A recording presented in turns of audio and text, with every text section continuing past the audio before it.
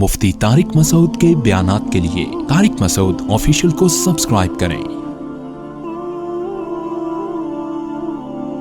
طارق مسعود official.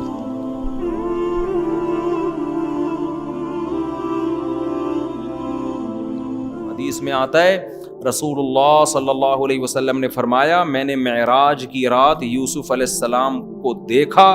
پوری کائنات میں انسانوں کو اللہ نے جتنا حسن بانٹا ہے، اکیلا آدھا یوسف علیہ السلام کو دیا ہے۔ یعنی آپ تصور کر لو نا، کوئی دنیا میں حسین سے حسین دیکھو، اس کو کروڑوں سے ضرب دے دو آپ۔ ہر پیغمبر کا ایک معجزہ ہوتا ہے نا، معجزے کا کیا مطلب ہے؟ جو آپ کو عاجز کر دے، آپ یہ کام کر نہیں سکتے، آپ کی عقل حیران ہو جائے کہ یار یہ ممکن نہیں ہے۔ تو موسیٰ علیہ السلام لاٹھی کو سانپ بناتے، عیسیٰ علیہ السلام مردے کو کہتے زندہ ہو جاتا، تو عقل حیران ہوتی ہے نا، یار یہ کیسے ہو رہا ہے؟ تو یوسف علیہ السلام کا معجزہ کیا تھا؟ ان کا حسن اتنے حسین کے دیکھ کے انسان یہ کہہ سکتے تھے کہ یہ جھوٹے پیغمبر نہیں ہو سکتے، ان کو الگ سے گاڈ گفٹڈ ہے، یہ اتنا حسین ان کو بنایا کسی وجہ سے۔ اب ظاہر ہے اتنے حسین، تو جو بادشاہ کی بیوی کی نیت خراب ہوئی، اس نے دروازہ بند کر کے تالے لگائے اور یوسف علیہ السلام کو برائی کی دعوت دی۔ ابھی یوسف علیہ السلام نے جوانی کی دہلیز پہ قدم رکھا ہے۔ اس وقت انسان کے جذبات اپنے عروج پر ہوتے ہیں، اور پھر ایک مسافر بھی ہو، اسے پتہ ہے کہ یہاں میرے لیے شادی کرنا اتنا آسان نہیں ہے۔ پھر بادشاہوں کی بیویاں اکثر حسین ترین عورتیں ہوا کرتی ہیں، بادشاہ لوگ تھوڑی بدصورت عورت سے نکاح کرتے ہیں، تو وہ بھی جوان اور بے انتہا حسین، اور کوئی بدنامی کا خطرہ نہیں ہے، بلکہ اس کی پیشکش کو مسترد کرنے میں بدنامی کا خطرہ ہے۔ آپ سوچو اس سے بڑی کسی نوجوان کے لیے آزمائش ہو سکتی ہے؟ شیطان ایسے موقع پہ ورغلاتا ہے کہ بھائی اگر میں برائی کر لوں تو کیا کروں، میرے پاس حلال کا آپشن نہیں ہے، میں تو مسافر ہوں، پھر یہ عورت مجھے خود دعوت دے رہی ہے اور تالے بھی لگا دیے ہیں، میرے پاس تو اب بھاگنے کا آپشن بھی نہیں ہے، تو میں کیسے بچ سکتا ہوں؟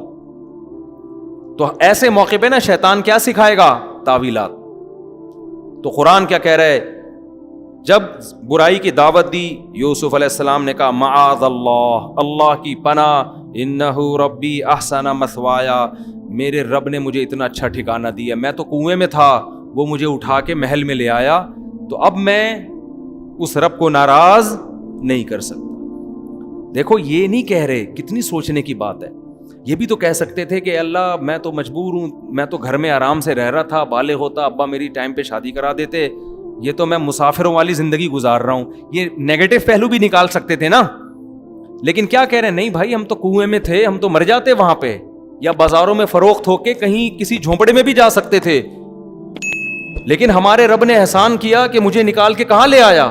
بادشاہ کے محل میں۔ تو اس احسان کا بدلہ میں یہ نہیں دوں گا کہ میں اس خدا کی نافرمانی کروں۔ اور بعض نے اس آیت کا یہ بھی مفہوم بیان کیا ہے کہ جو بادشاہ ہے وہ میرا رب ہے، اس نے مجھے پالا ہے، میں اسی کی بیوی کے ساتھ خیانت نہیں کر سکتا، اس نے دی اپنے محل میں، اس لیے تھوڑی ٹھکانا دیا ہے کہ میں اسی کی عورتوں پہ نظر ڈالنا شروع کر دوں۔ آج یہ بھی ہوتا ہے کہ لوگ آستین کا سانپ بن کے، ایک آدمی اعتماد کرتا ہے، آپ کو اپنی وائف سے ملواتا ہے، ٹھیک ہے یہ غلط ہے، بے پردگی کا گناہ ہے، لیکن بعض لوگ اعتماد کرتے ہیں، تو عزت دار آدمی اس کے اعتماد کو ٹھیس پہنچنے نہیں دیتا، وہ کہتا ہے یار یہ دوست مجھ پہ ٹرسٹ کر رہا ہے، اعتماد کر رہا ہے، تو اس کی بیوی کو اپنی بہن سمجھو، بھابھی سمجھو۔ لیکن میں نے بعض ایسے بدبخت دیکھے ہیں کہ دوست نے اعتماد کیا اور یہ آستین کا سانپ بن کے اسی کی گھر والوں پہ ڈورے ڈالنے لگا۔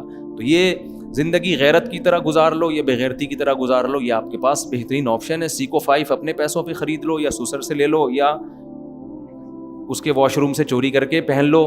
اب دیکھو ساری زندگی جب اس نے لیٹرین سے چرا کے پہنی ہوگی، ضمیر کتنا ملامت کرتا ہوگا نا اس کو، اب تک چل رہی ہوگی، سیکو 5 تو خراب بھی نہیں ہوتی، 20 سال ہو گئے وہ گھوم رہا ہوگا لے کے، میری گھڑی ہے میری گھڑی ہے، ہر دفعہ اس کو یہ احساس ہوتا ہوگا۔ اور دیکھو ہماری گھڑی کتنی زبردست، اپنے پیسوں پہ خریدی ہے۔ اچھا بھائی، وراوتت، قرآن کہتا ہے وَلَقَدْ هَمَّتْ بِهِ وَهَمَّ بِهَا، خیال یوسف کے دل میں بھی آیا۔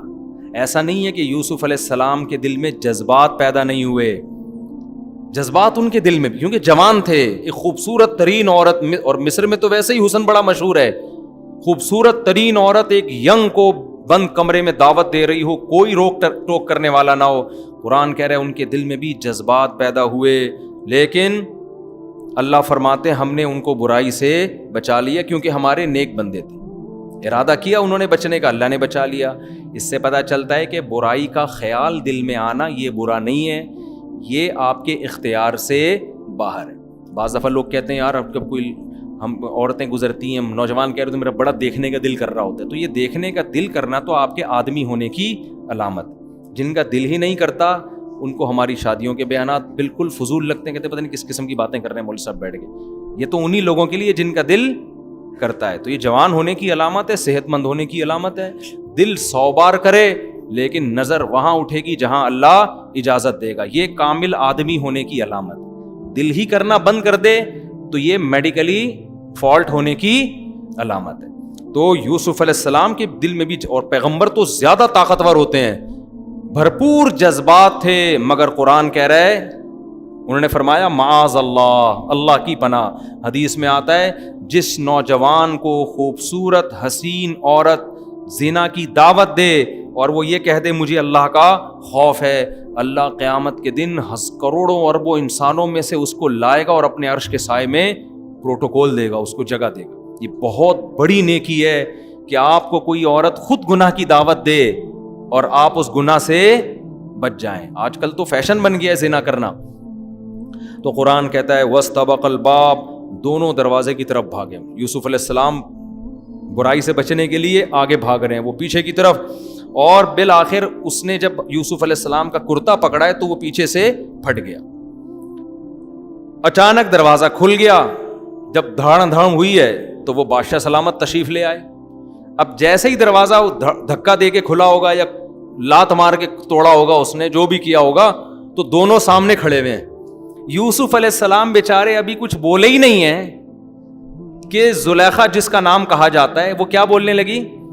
یہ نہیں کہہ رہی ہے یہ مجرم ہے, میں صاف ستھری ہوں, میں پاک دامن ہوں, تمہارے گھر میں جو غلام ہے اس نے مجھ پہ نظریں ڈالی ہیں, یہ نہیں کہہ رہی.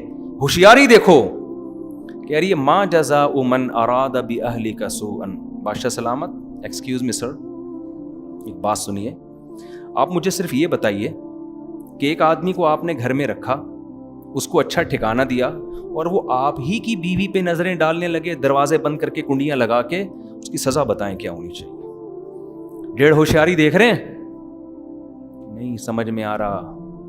میں اس لیے اتنا ڈیٹیل بیان کر رہا ہوں کہ یہ تمام 1.5 ہوشیاریاں آج ہو رہی ہیں اور لوگ ان 1.5 ہوشیاریوں سے متاثر ہوتے ہیں. میڈیا پہ چل ہی یہی رہا ہے ٹوٹلی, سمجھتے ہو.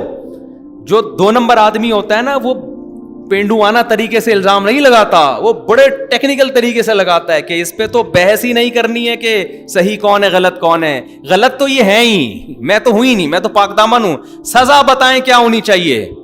سمجھ میں آ رہی ہے بات. جو بیچارے پاک دامن تھے وہ چپ کھڑے ہوئے, بولنا تو ان کو پہلے چاہیے تھا, اور بول یہ پہلے رہی ہے.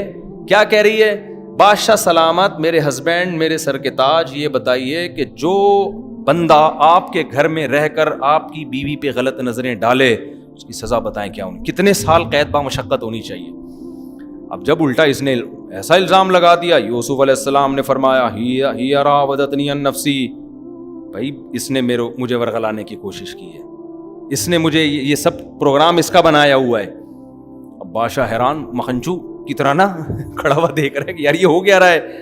تو قرآن کہہ رہا ہے ایک بچے نے جو بادشاہی کے خاندان میں تھا وہ بڑا ہوشیار تھا, تو اس نے کہا کہ بھائی دیکھ لو کہ اگر کرتا پیچھے سے پھٹا ہوا ہے تو یہ اس کی علامت ہے کہ یوسف سچے ہیں, وہ آگے بھاگ رہے تھے اور یہ پیچھے, اور اگر کرتا آگے سے پھٹا ہوا ہے تو اس کا مطلب یوسف غلط ہیں.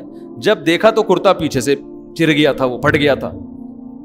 بادشاہ نے کہا کہ یہ 1.5 ہوشیاری کس کی ہے, میری بیوی کی. یہ ہو نہیں سکتا نا کہ وہ آگے بھاگ رہے ہو یہ پیچھے ہو اور کرتا آگے سے پھٹ جائے, یہ پاسبل ہے تو ممکن ہی نہیں ہے.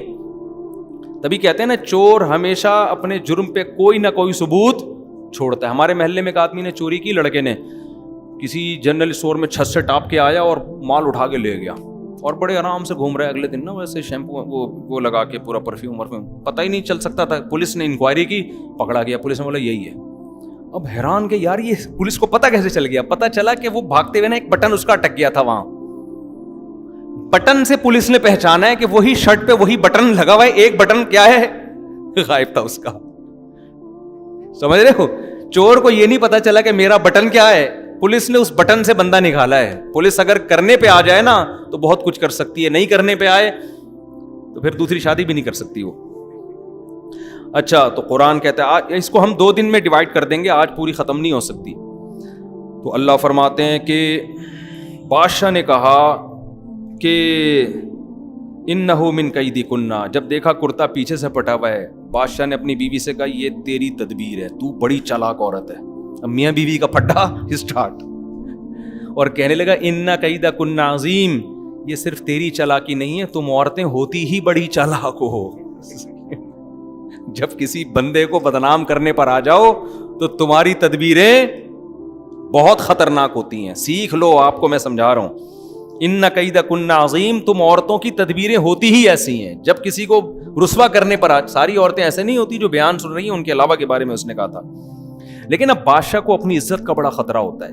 آپ کو پتا ہے بادشاہ اگر اپنی بیوی کو تھپڑ لگاتا, طلاق دیتا, کچھ بھی کرتا, لوگ پوچھتے کیوں چھوڑا.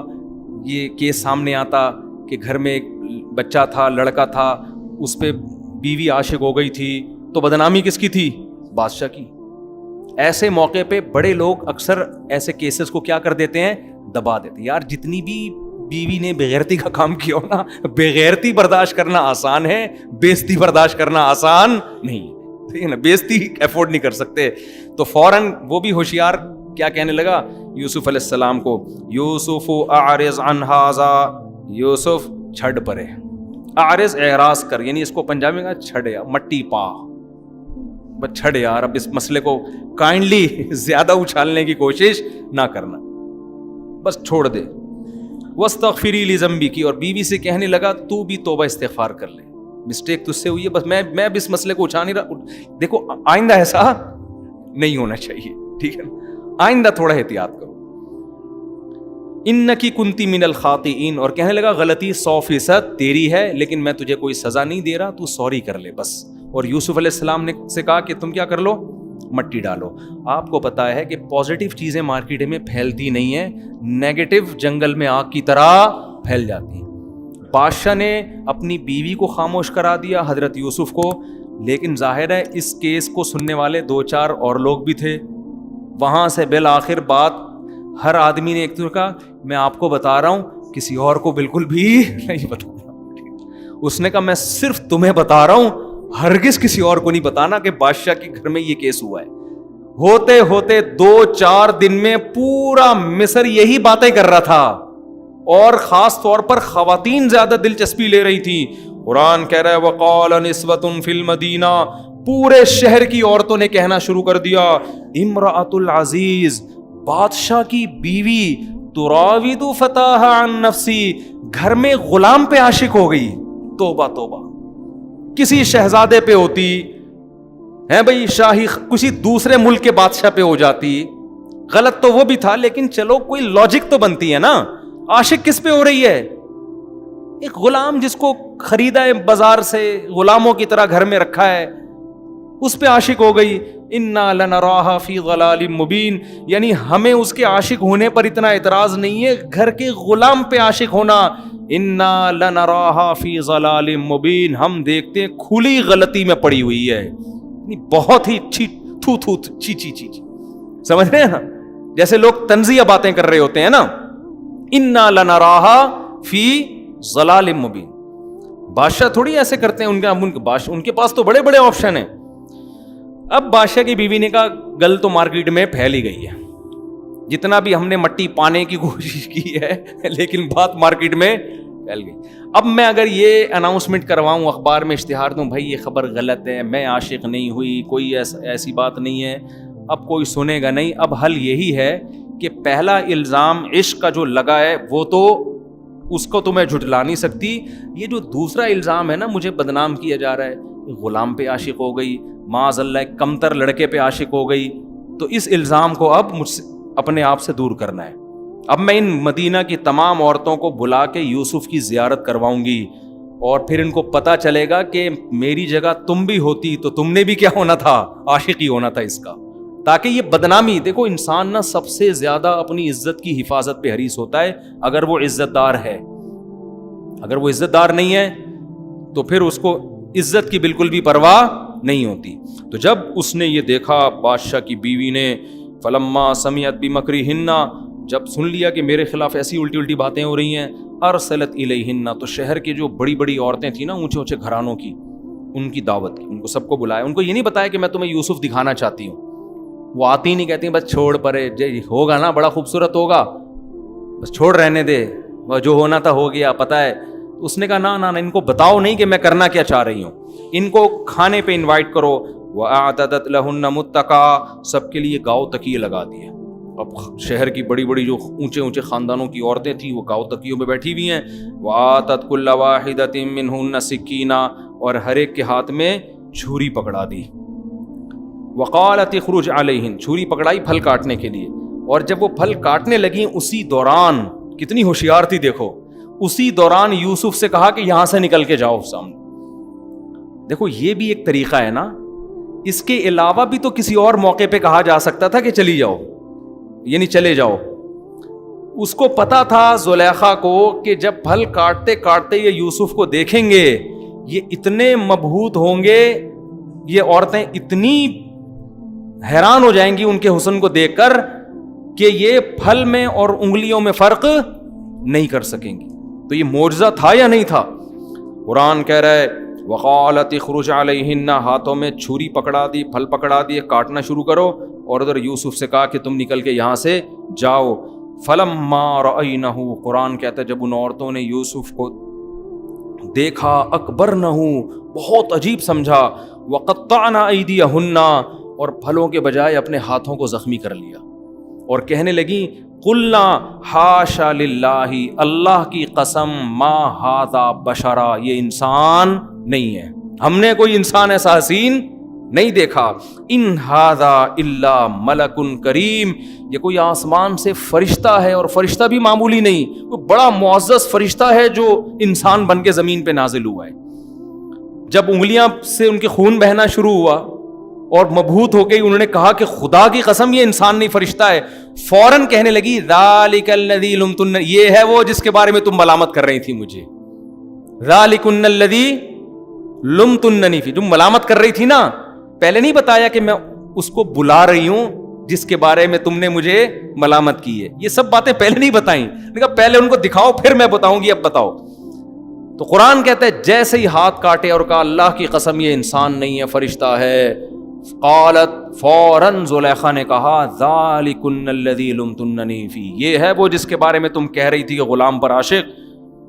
اور وَلَقَدْ رَاوَدتُّهُ عَن نَفْسِهِ، ہاں اللہ کی قسم میں نے اس کو ورغلایا تھا، میں اس پہ عاشق ہوئی تھی اور میں نے اس کو برائی کی دعوت دی تھی، یعنی میں اقرار کرتی ہوں، اب بتاؤ میں مجرم تھی یا نہیں تھی.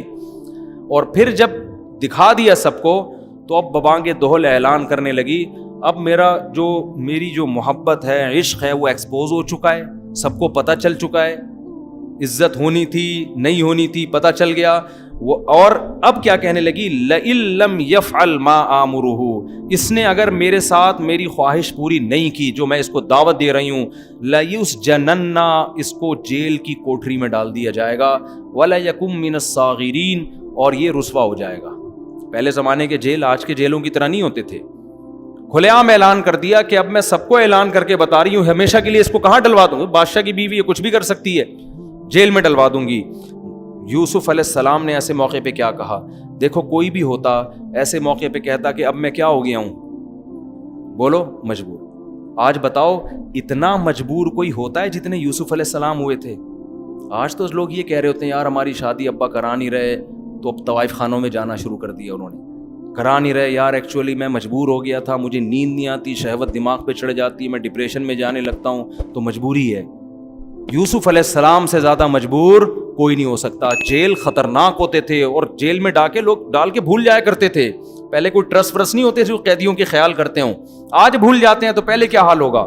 اب یوسف علیہ السلام اللہ سے دعا مانگ رہے ہیں، ربی السجن احب الی، اے اللہ مجھے ساری زندگی، جیل کی زندگی اس برائی سے زیادہ محبوب ہے جس برائی کی طرف مجھے یہ عورتیں دعوت دے رہی ہیں. میں اپنے دامن کو زنا کی اور بدکاری کی برائی سے ہمیشہ کے لیے بچاؤں گا. اس سے کیا سبق ملتا ہے؟ پیغمبروں نے شادیاں 4 4 8 8 10 10 کی ہیں, لیکن زنا کے قریب بولو نہیں. حالانکہ والد کے 2 شادیاں, اس کے بعد بھی حضرت یعقوب نے نکاح کیا ہے. اس سے پتہ چلتا ہے کہ دیکھو نکاح کثرت سے کرو, کوئی پابندی نہیں, اللہ خوش ہوگا. برائی سے اپنے آپ کو ایسا بچاؤ کہ یوسف کہہ رہے اللہ ساری زندگی جیل چلا جاؤں لیکن میں اس برائی سے دور رہوں گا. آج کتنے آرام سے زنا کرتے ہیں کہ یار توبہ کر لیں گے ہم. بھائی اتنا آسان ہوتا نا, کر کے توبہ کر لو, کر کے توبہ کر لو, اتنا آسان ہوتا تو معاذ اللہ یوسف علیہ السلام نہیں یہ سوچ سکتے تھے.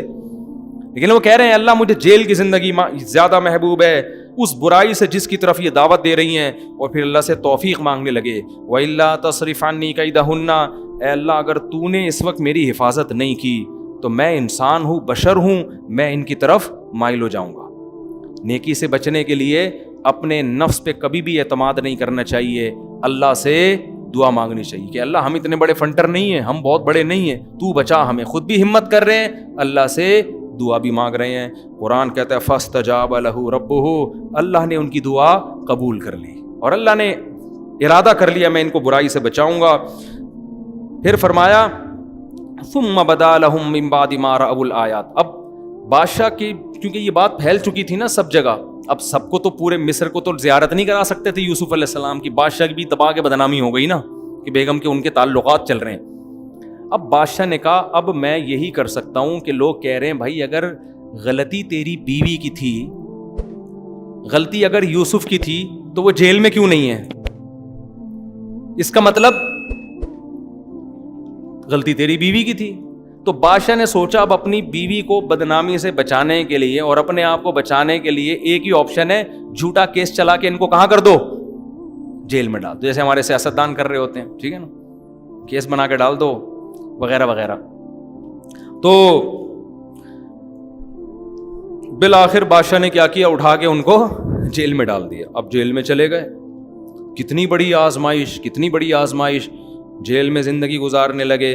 وَدَخَلَ مَعَهُ السِّجْنَ فَتَيَانِ, دیکھو عام آدمی کوئی بھی جیل میں جاتا تو اس وقت 20 وسوسے آتے, یار میں برائی کر لیتا, مزے بھی ہو جاتے, جیل سے بھی بچ جاتا. کیسا گناہ سے بچا رہے ہیں. ہمیں سورہ یوسف سے یہ سبق ملتا ہے کہ آخری زور لگائے اپنے آپ کو بے حیائی سے بچانے کے لیے. اور یہ سبق ملتا ہے کہ آپ جب برائی سے بچتے ہیں نا, آپ کے کام بگڑ رہے ہوتے ہیں لیکن حقیقت میں سنور رہے ہوتے ہیں. حقیقت میں اللہ کچھ اور آپ کو بنانا چاہتا ہے. تو وقتی آزمائشوں کی وجہ سے کبھی گناہ کے قریب مت جاؤ. وقتی آزمائشیں اصل نہیں ہوتی. قرآن کہتا ہے العاقبۃ للمتقین, انجام اچھے لوگوں کا ہوگا. انجام کس کا ہے؟ اچھوں کا انجام ہے.